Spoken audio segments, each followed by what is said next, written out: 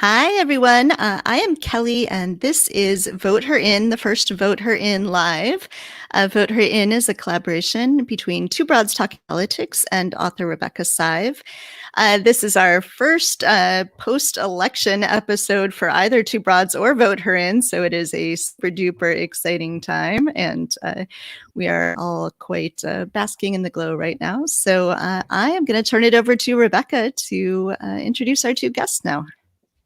Well, welcome everybody, and I have to say, I don't. We all can't see each other, but the feeling is we're jumping up and down. But also, as Jessica noted, thinking about what's coming in front of us, right? And to that end, when I was thinking about what we ought to do in the Voter In series after the election, assuming we would have our first woman vice president, as well as a great new president, Joe Biden. I thought it would be really helpful and important to all of us to think about and talk with the women artists among us about how they see the feminist art that they do and its messages and its distribution around, and how that has contributed to what we've accomplished in these last couple years, and also will contribute going forward. And I have the fortunate position of being able to pick the people, and I thought, well, who better to start with than our guests this evening, Chandler O'Leary and Jessica Spring, who are amazing artists, amazing publishers. They do a series of broadsides of amazing women we're going to talk about called Dead Feminists, and they are coming to us this evening from Tacoma, I think is right, and we are coming from Chicago, and we are hugging all the women around and between us as we gather together. So we're going to spend some time talking with Jessica and Chandler about their work. And what happened? Oh, we still have you, Rebecca. Okay, good. What? We're going to be talking about their work and it's how they see it. And so I wanted to begin with asking them to share how they came to this idea as artists that they wanted to do political art. And as they do that, I think Kelly's going to share some of the images of broadsides they've done in this Dead Feminist series, just so you all can get a better feel for what it is they're doing. So Jessica and Chandler, if you could just go for it here. Yeah, and let me know when you want me to put the images up. Okay. I would say to think that we planned that we wanted to be political artists would not really describe our process. It started, we really blame Sarah Palin, if you want to blame anybody. So I was in Tacoma and Chandler moved here, and I was really frustrated with the election and how there's all this discussion of Sarah Palin's glasses, what she was wearing, her lipstick, everything but the actual issues at hand. And I got so frustrated with it. This is the 2008 election, if anybody is not clear. So I was super frustrated, and I had found this amazing quote by Elizabeth Cady Stanton that goes, "Come, come, my conservative friend, wipe the dew off your spectacles and see the world is moving."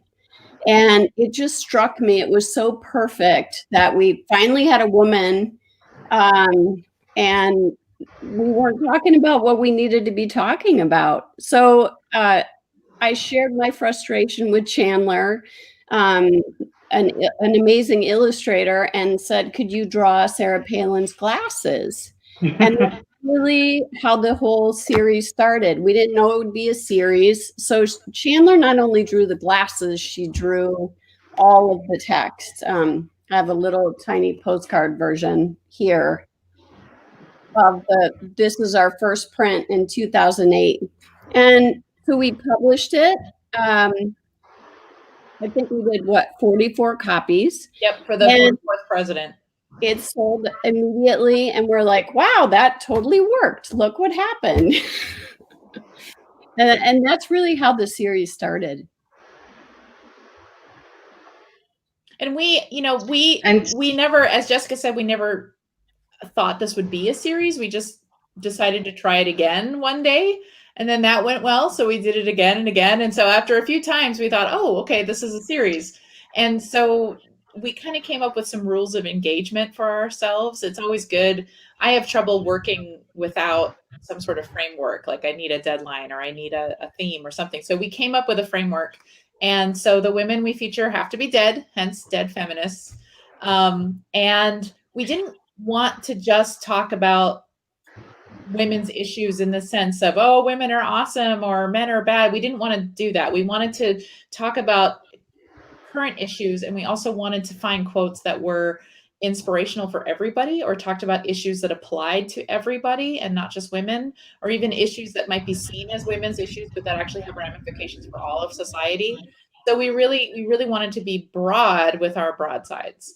And if you're not familiar with that term broadside, it's sort of the great grandmother of the poster. It's an early form of mass communication, and it has always been political since the very beginning. I mean, Martin Luther worked on the Reformation by putting broadsides on church doors. So it's always had a link to the political world.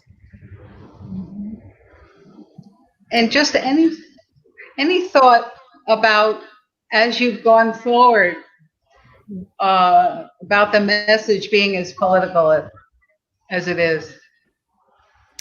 Well, I think when we started, it wasn't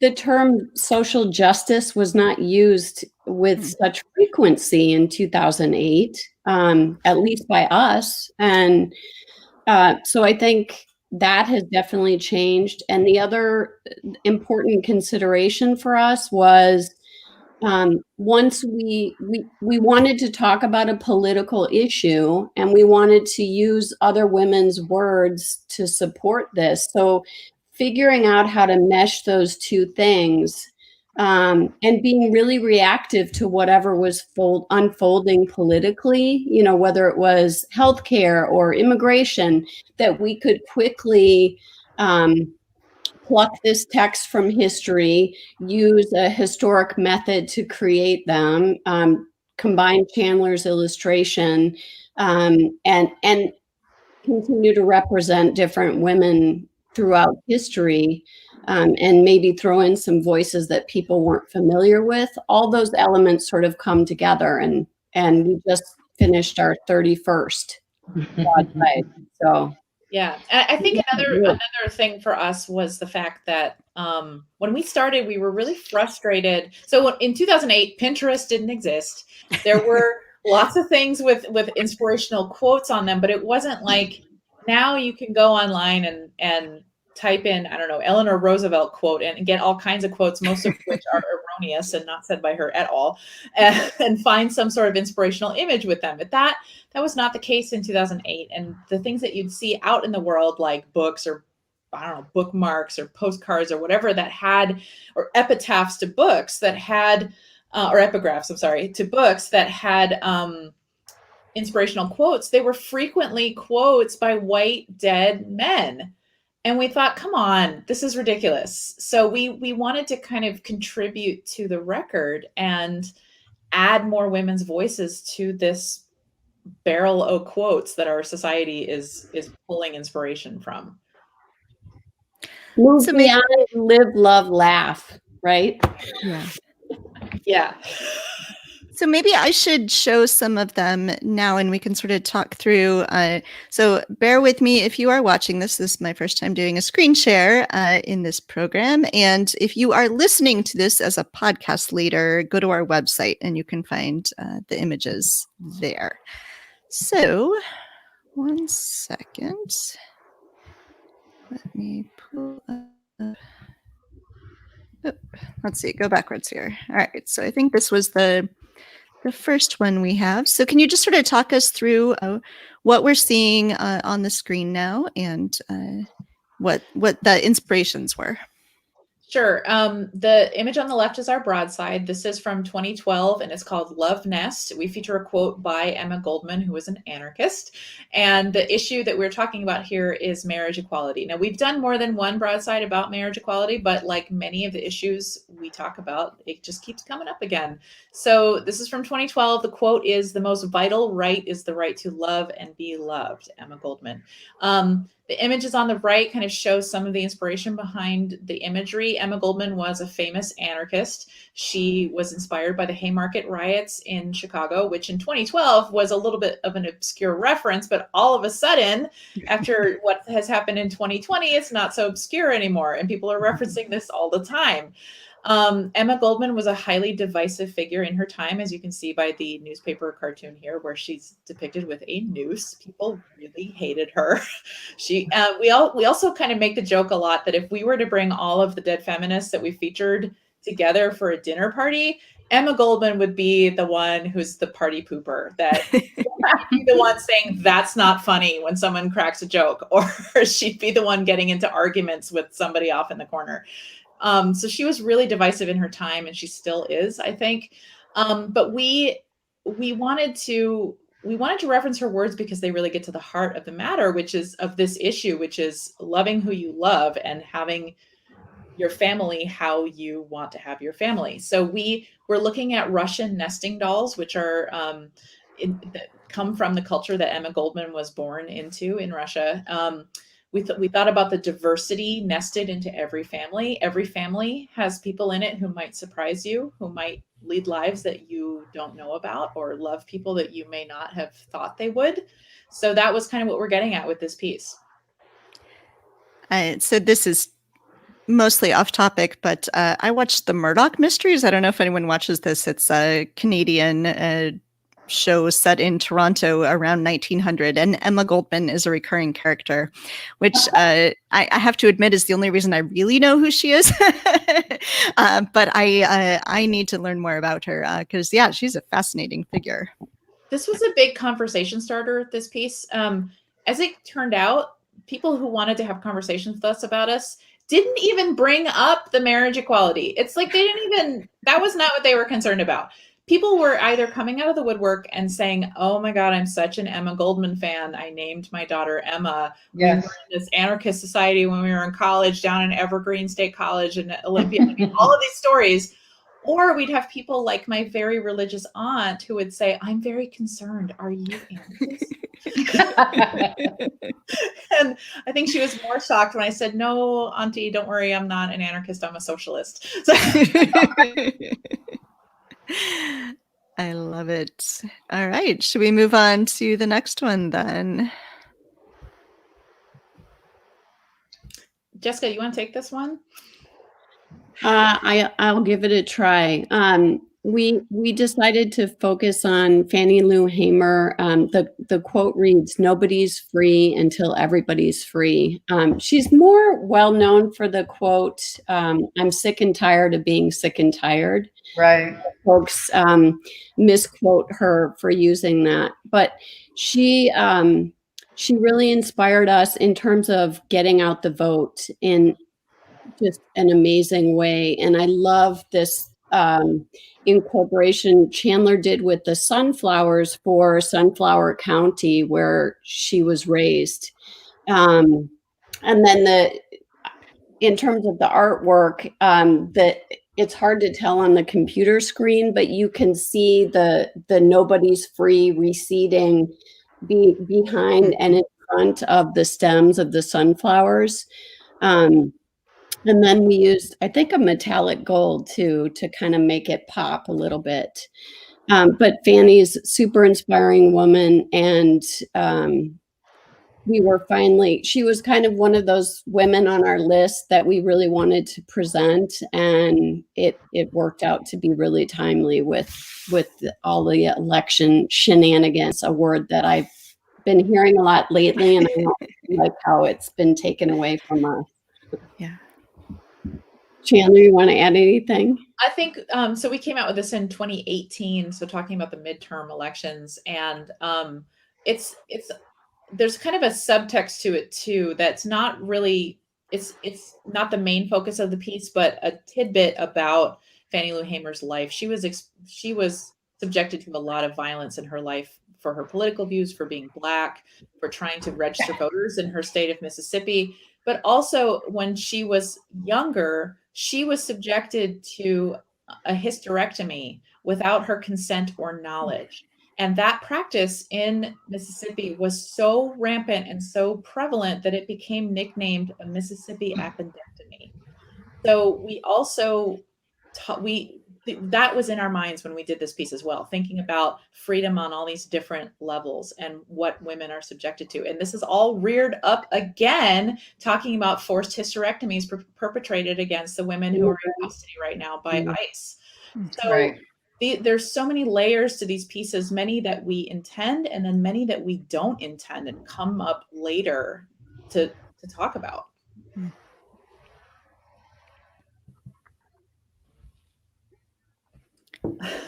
This is one. So I'm gonna jump in because Okay. Rachel Carson was on our list for a very, very long time as an inspiring environmental writer. And after the oil spill, I brought this very, very long quote to Chandler, and right away she's like, "No way, it's way too long." My hands could fall off. And then she hit it out of the park. It's such a beautiful piece. And the details here, she captured so much wildlife and a lot of endangered wildlife. And then there's some details besides the two colors, the little bit of pink is all hand colored. So there's opportunities we have with our work to just kind of keep it fresh and add some amazing detail each time. I love these colors too. Thank you. We were going for kind of a sand and sea thing, but also in the Gulf of Mexico after the 2010 oil spill, the tar balls and the oil slicks that were washing up on the shore were that sandy beige color. So it kind of transforms from this typical sandy beach color to this thickly oil spill color. Also, this is a good example of, people send us suggestions all the time for people we should feature, and we kind of keep a list going. We have kind of an informal folder that we chuck things into, but things change. And I don't even remember what we were planning to do, but when the oil spill happened, we realized we've got to talk about this right now. And this happened again, as you'll see in a moment when you get to it, but our most recent broadside is the same thing. We changed tack at the last moment. And I think that might be the next one we have here. Yeah. Okay. Well, so this is a perfect example. So this is our latest broadside. Ruth Bader Ginsburg was not on our list of women we were watching. This was on purpose because we didn't want to jinx anything and we wanted her to live forever. And we also hated the fact that our system is set up such that we have to hope for one woman to live forever to preserve the rights of 330 million people. It is ridiculous. So we were wishing her well with all of our hearts for so long. And then, of course, that reality stepped in, and she's human like everybody else. And when she passed away in September, people immediately started emailing us. We got a flood of emails from people saying, "Are you going to do Ruth Bader Ginsburg? Are you going to do RBG?" And at first, I don't know about Jessica, but I resisted at first because you resisted hard. I resisted hard. Part of it is I'm contrary, and I was like, "You can't tell me what to do." But also, I was so worried about.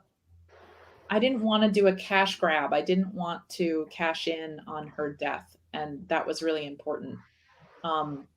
But as Jessica said at the time, like, if we're ever going to do her, it's got to be now. It's so important, and we are so frightened for our democracy and our court system and our rights.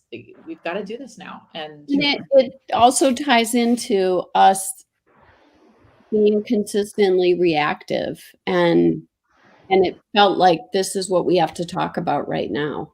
Yeah. Years ago, a bookseller referred to us as the Law and Order of letterpress. We were like ripped from the headlines. So he was haunting me. But so this once I came around, I really got into it. It took me a little while, but I started researching it.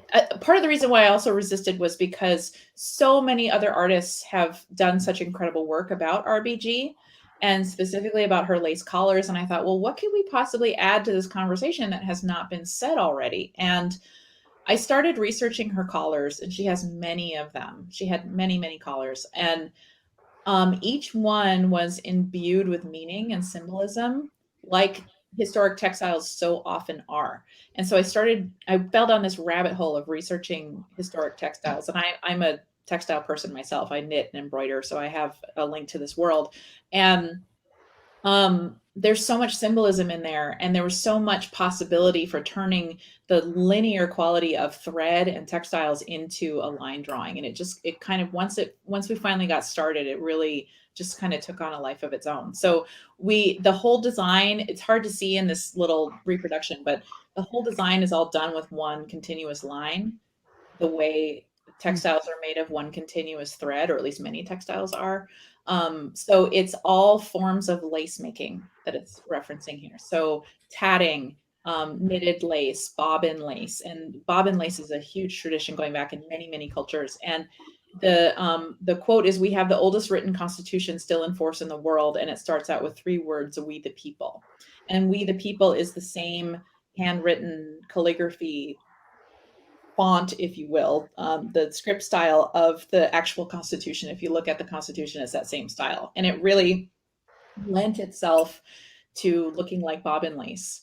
And so Jessica had the idea of lace as a safety net to represent our social safety net, and how not only is it woven by us, by us creating this government over 200 plus years, but also it is fragile. It's both strong and fragile, and it is currently holding on by a thread. So there's so many great textile puns in here, for one thing. There's such great fodder for this. But we came out with this print just a little over a week ago, and it sold out in 5 hours online. So it was crazy. We've never had a response like that before. So I guess you were right. We should have. We did. We did have a lively discussion about the title. We love to be punny with the titles, and we were flying back and forth with ideas. And so we finally put it to vote on social media, so people could either choose "Weave the People" or what was the other one? Selvage Our Democracy. Salvage Our Democracy. It's a more hoity-toity one, but So, I was just going to say that when I saw you doing the voting, I thought that was something new and different for sure. I mean, I thought it was a good idea. Yeah. I know we anxious to vote. We are waiting to vote. And so any kind of voting was good. Yeah. And it was direct democracy. None of this electoral college nonsense. Right. Speaking of voting, and we may not get to everything we want to talk with you about today, but can you share with us, given the deep divide among women, particularly white women, in this election, how you see your work relating to that going forward? We've actually talked a lot on that topic with challenges of being white women trying to talk about issues of racial justice, and do we feel comfortable doing that? No, actually, comfortable is not the right word. Is it okay to do that? Are we the best voices to be doing that? And in talking about it, we really kept revisiting the idea of our audience is mostly white women, honestly, and so I think they want to hear it. They want to talk about it. They feel like they need some sort of inspiration. And I think we carry a heavy load in terms of the research that we do and the depth of the content. It's not just pretty. There's a lot of information in these prints and in the blog posts that Chandler writes. So I think we're educating too. Right. No question. I think also 2016 was really a shift for us, as it was for many, many people, many artists, many people in general in the country. That was when we published our book. And we published that book right before the election, like a month before the election. And at the time we had written it with the hope that we'd be celebrating our first woman president. And of course, that's not what happened. And since then, the book has continued to be a very popular thing. It's continuing to sell even 4 years later. And I think it's because the book has kind of become a roadmap to where we go from here. And I mention this because before that point, our broadsides were much more general in focus for the most part. There were a few where we kind of took the gloves off a bit. We did a broadside about Gwendolyn Brooks, the Chicago poet, and that was back in 2011. And we were talking, or maybe 2010 even, and we were talking about systemic racism then, and we felt really like fish out of water. Like, are we allowed to say these things? Are we allowed to call this out? And that actually is still one of our most popular postcards to this day. But after 2016, we stopped working in veiled metaphors. We stopped working with more, I guess, uplifting general quotes, and we started being more explicit. We started being more angry with our prints, and we started calling it as we see it. And I think, unlike with Gwendolyn Brooks, when we were a little afraid of being misunderstood or saying the wrong thing, this time now we're like, you know what, we're going to say this and get on board or go ahead and unfollow.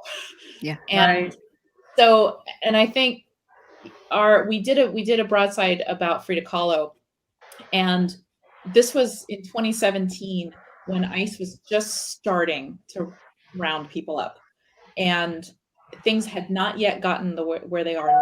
But we did this sort of Hieronymus Bosch like jumble illustration at the bottom of white people doing terrible things to their Latino neighbors, and Trump is in there with his tiny hands, and there's a whole bunch of people wearing red hats standing in for white hoods.